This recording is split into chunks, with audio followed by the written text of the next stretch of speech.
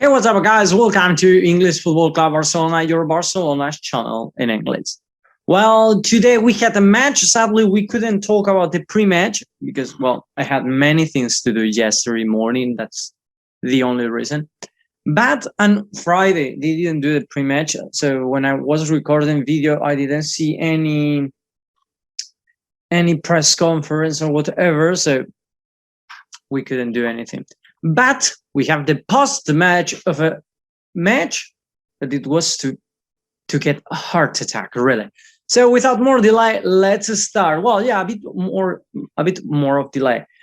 If you are not subscribed to the channel yet and you want to know more news about Football Club Barcelona, this is your channel. Here we talk about analyzing in this moment we analyze the market, we are analyzing matches, we are talking about pre-matches, post-matches, except yesterday that we couldn't do it, as I told you.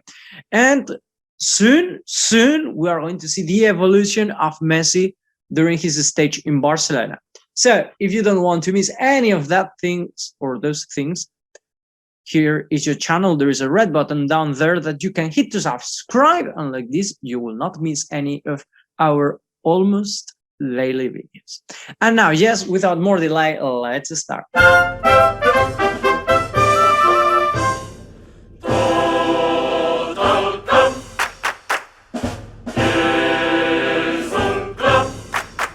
Well, as I'm saying before, or as I was saying before, because I'm saying before makes not much sense. As I was saying before, we played yesterday in the Camp Nou against a rival as ELCHE. In this moment, I'm not sure where is ELCHE in La Liga. Give me 1 second. They are not really far. Classification, they are 16th. While Barcelona in this moment is 17th, 1 point, 2 points behind Real Sociedad to get to the Conference League. I think this new competition is called.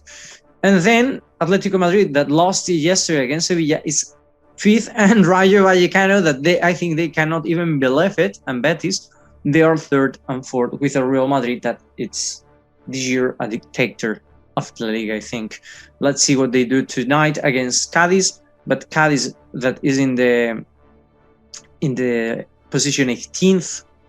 If they don't win, if they don't get better, they may go to the second division at the end of the season. So it's going to be practically should be an easy match for Real Madrid, that the last matches they won everything. Unlikely Barcelona, that from the 5 last matches they won just 3. And this is one of them. This is the convo. We're not going to talk much about this one. The point is that Guillem and Alvaro Sanz came to the team, to the first team, players from the second team of Barcelona B. Then we had the absence of Dembélé. That's I'm used to say Dembélé. Memphis, Pedri, or Ansu Fati, real important players. But now that we still, I wanted to say we don't miss their absence, but no, that's not true. We miss them a lot. I mean, everything would be quite different. But this is the formation. Wire is so forwarded. So Ter Stegen on the goal. Then as fullbacks we had, or as center backs, we had Eric Garcia, who played for Piqué, who had the 5th yellow card the other day, and Lenglet, we will talk about that later. Jordi Alba at the left and Araujo at the right. I don't really like this defense system. I will explain you later. Then as midfielders, we had Busquets, Gavi, and Frankie de Jong, and finally as forwards, out of Dembélé, the other players were really new from the kids. Now, Jude Gla, I'm not sure that he's 2022, not that old, and Abde more or less the same age or even less. Now, so we started with an average age of 24 years old from Barcelona. If you remember some seasons before, we were with an average of over 30. So. But the real thing we were playing was this one that I think not really many people understood one of them. Eric Garcia was a center back, then as left back Lenglet helped. It was a very weird situation in Lenglet. Lenglet was like a left back, but many times comes to help Eric Garcia. So that space there of Jordi Alba, where Jordi Alba should be or should be been, it was an open field. Literally, there was no player there. And later we will see the consequences of this. Araujo at the right, and then we played with 3 interiors. Let's call it like that, because Alba, that his specialty normally is to the left wing. Actually, many times we have problems in that wing, in that side, because Alba is forwarded. So he became a midfielder. That is very weird. Actually, the people who meant the match, they didn't understand what Alba was doing there. Personally, me neither. I mean, at the first half, Alba was trying to open spaces. He got some chances. He ran in between the defenders. So it was a kind of understandable. But in the second half, he didn't do any of those things. And as I'm saying before, when Lenglet and Eric Garcia had some problems, then Alba's side was totally an open field. So very dangerous, this formation. Personally, in my opinion, Alba shouldn't have been there. Should have been in his natural position as a left back. Lenglet should have been at home, literally, and then in that position should have been Nico or Gavi a little to the left. Frenkie de Jong as a forwarded midfielder, and then or offensive midfielder, and then Nico at the right. Sometimes they play like that, and I think that would be very interesting formation. But well, the image of the match, I think, is this one. Personally, this is the main part of the match that I like it. If we do an analysis, the 10 first minutes of the match, it was quite good for Barcelona. Barcelona controlled the match, as I'm saying. That was a tonic, or that was something they were doing all the time, sending the balls forward and opening spaces, quite vertical match. That let Barcelona had many chances. One of them, Jutgla scored, but he was offside, and actually he did a very good pass behind to keep running forward. Then also Frenkie de Jong was quite participative in this first half. He was in many matches. Actually, that first goal that it was Jutgla was offside. Frenkie de Jong was the one who gave the ball, who was the one who assisted. So, as I'm saying, quite participative. I like it. He was working very hard, forwarded and defensively. So, or offensively and defensively, or offensive and defensively, whatever. The problem of Frenkie de Jong is that in the second half, he disappeared. All his magic disappeared. He lost some balls, some of them quite dangerous. Sometimes I saw a Frenkie de Jong that was not able to keep pressing. It's like we keep having the same problems of lack of intensity, lack of capacity, or we don't have the rhythm in the second half. After minute 60, it's like many players are dead. So, and that's going to be something very hard to fix, because that's something you fix or you train during the preseason to make the players able to work properly during the season. And if you did a very bad preseason, and as it seems it happened, the season is going to be horrible. And that's what we are paying now, no? At the end, Frenkie de Jong couldn't bring his soul out of the field.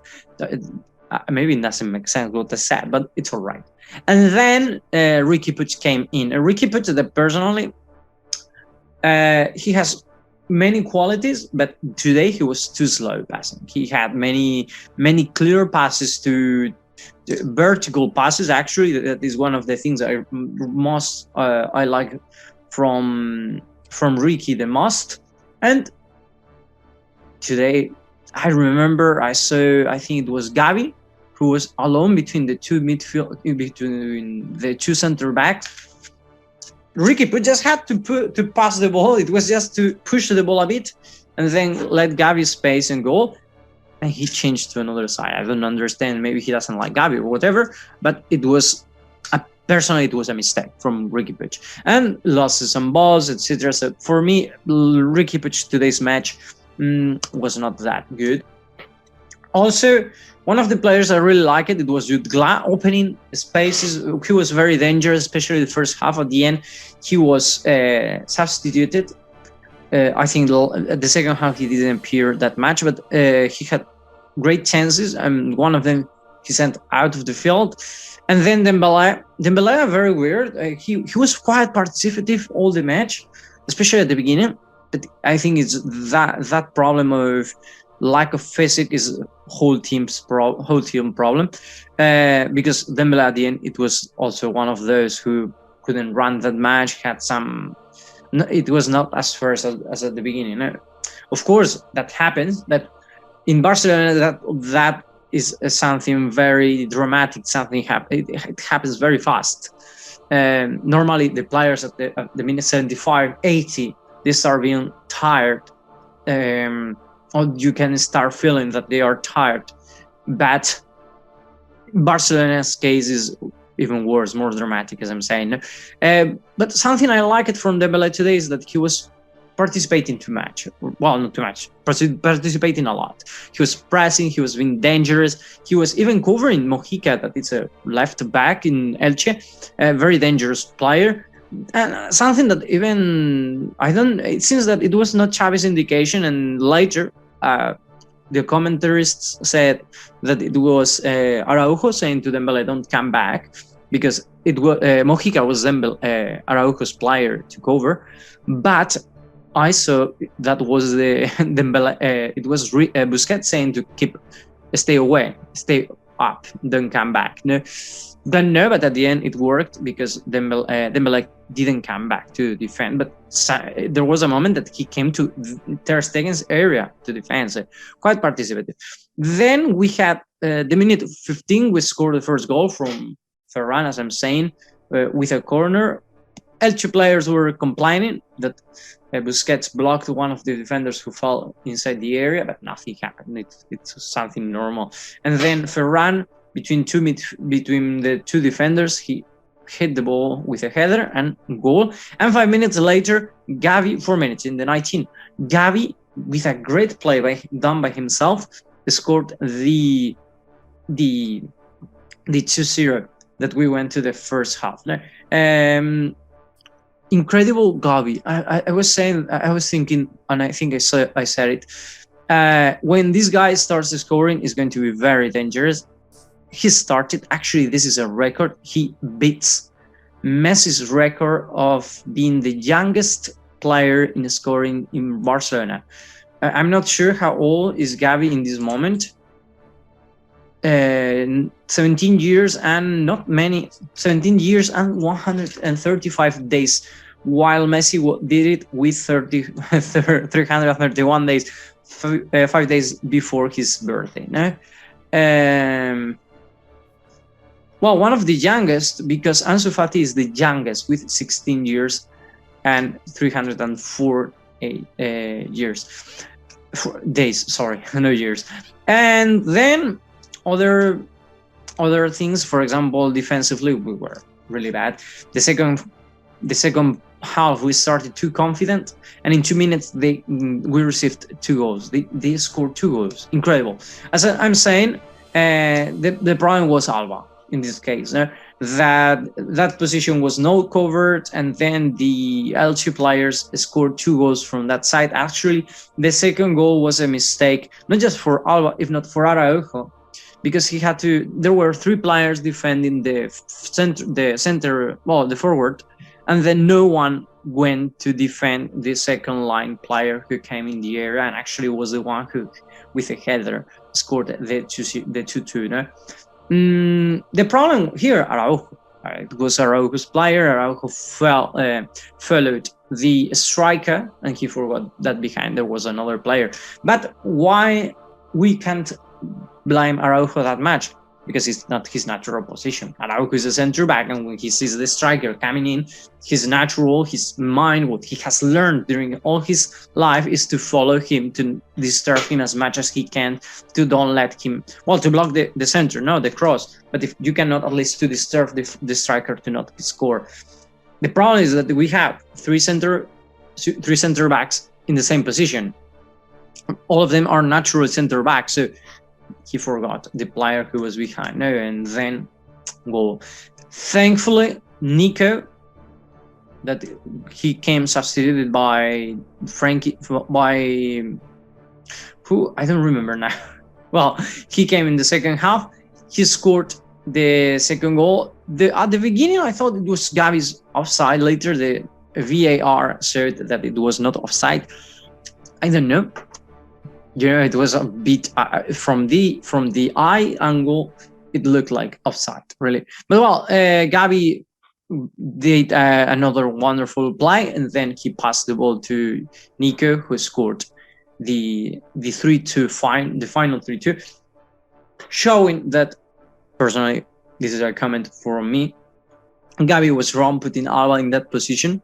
That should have put, as I'm saying, Nico as a midfielder since the beginning, and then leave Lenglet at home and put in Alba as a center back, no, as a left back. So that was the match. We won like that. 2 goals from Barcelona in 3 minutes or 4 minutes, 2 goals of Elche in 2 minutes again, and at the end we won in the last minutes because Nico, who's blessed by the goal in this moment, he scored the 3-2 final. A victory that put us in the 7th position, but on Tuesday we have another match, and that is a very difficult match against Sevilla. As I said before, they just won to Atletico Madrid, and in this moment they are second, 5 points far from Real Madrid. So let's see, but we need to win, but it's going to be a hard match, the next one. Anyway, guys, thank you for watching us. Thank you for everything. Hope you enjoyed the video, and see you in the next one. Have a nice day.